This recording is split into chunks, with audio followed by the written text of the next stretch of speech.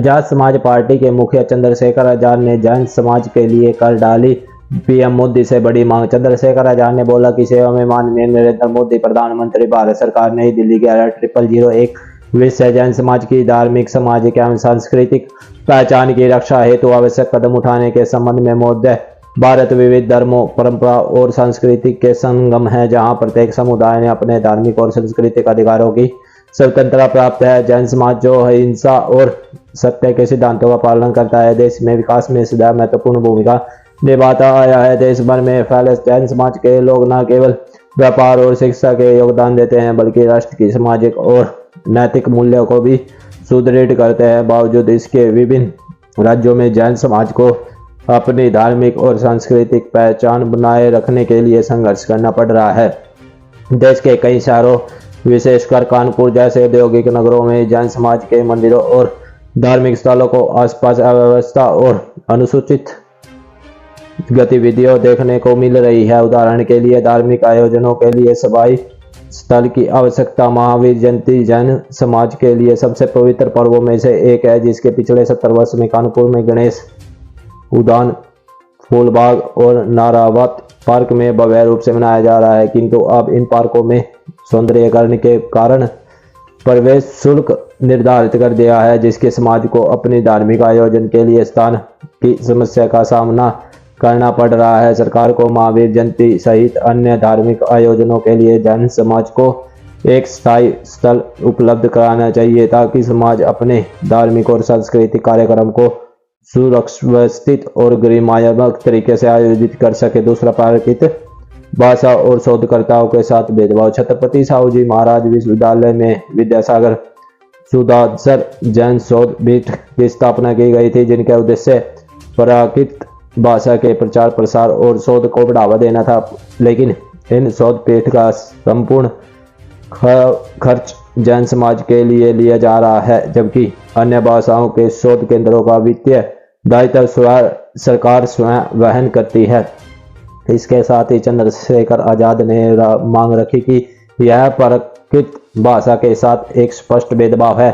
सरकार को चाहिए कि वह अन्य भाषाओं की तरह प्राकृत भाषा को संरक्षण और संवर्धक के लिए आर्थिक सहयोग प्रदान करे, ताकि इन प्राचीन भाषा को विलुप्त होने से बचाया भी जा सके। तीसरा, धार्मिक स्थलों के सम्मान और सुरक्षा की उपेक्षा।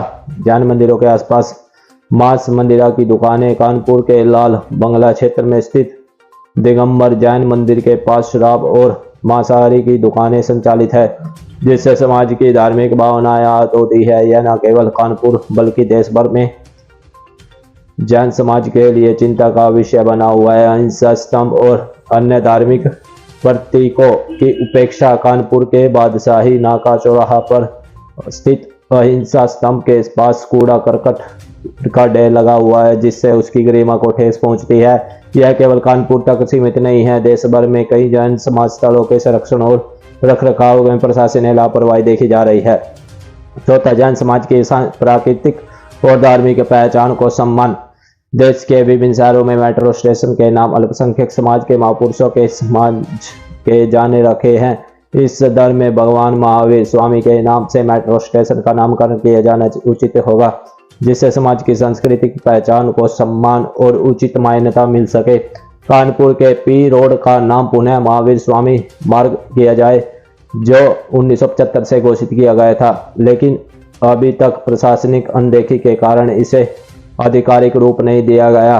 कानपुर में बाकरगंज चौराहे पर स्थित कीर्ति स्तंभ का सौंदर्यीकरण किया जाए, जिससे समाज का सम्मान का अनुभव हो।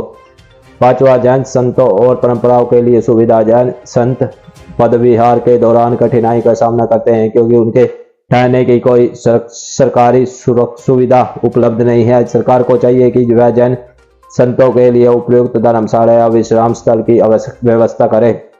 जैन संत कुएं के पानी का आहार ग्रहण करते हैं, लेकिन देश भर में पौराणिक कुओं को पाट दिया गया है। कानपुर के वसुंखेड़वर मंदिर में कुएं का जीर्णोद्धार आवश्यकता है, ताकि संतों को उनकी परंपरा के अनुसार जल मिल सके। जैन समाज भारत के राजस्व, व्यापार, शिक्षा और सामाजिक विकास के महत्वपूर्ण योगदान देता है। इसके बावजूद समाज को अपने धार्मिक और सांस्कृतिक अधिकारों के लिए संघर्ष करना पड़ रहा है। आपसे आग्रह है कि उपयुक्त विषयों पर गंभीरता के विचार करते हुए आवश्यकता नीतिगत निर्णय लिए जाए ताकि जैन समाज की धार्मिक और सांस्कृतिक पहचान को सम्मान मिल सके तथा समाज के लोग बिना किसी बाधा के वे परंपराओं का निर्वहन कर सके। सादर जय भीम, जय जिनेंद्र। बौद्ध एडवोकेट चंद्रशेखर आजाद।